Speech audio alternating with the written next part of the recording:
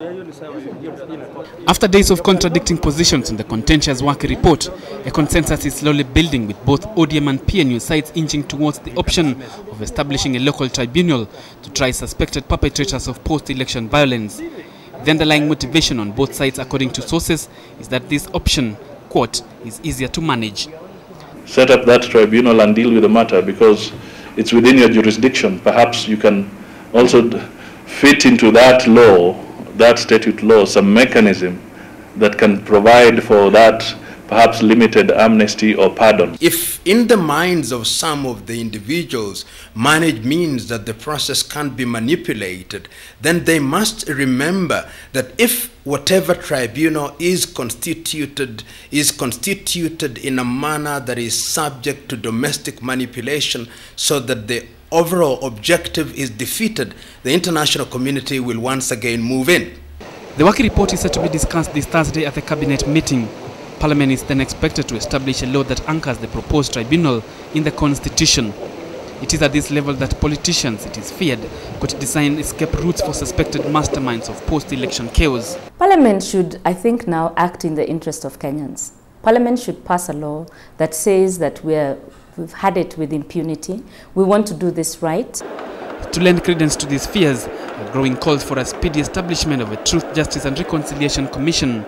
Under this scheme is a plan to introduce a clemency clause in the proposed tribunal, where the president could pardon those found guilty. Let us understand that the Waki report is not a report that is the baby of the Kenyan National Assembly.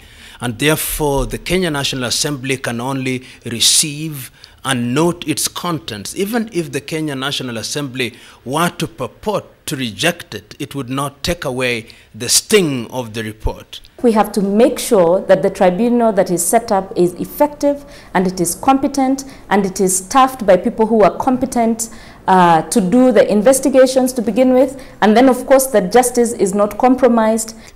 Amid the skepticism, hope for justice lies in the fact that the Waki report anticipated political attempts to interfere with the report and recommended the now much dreaded Hague option.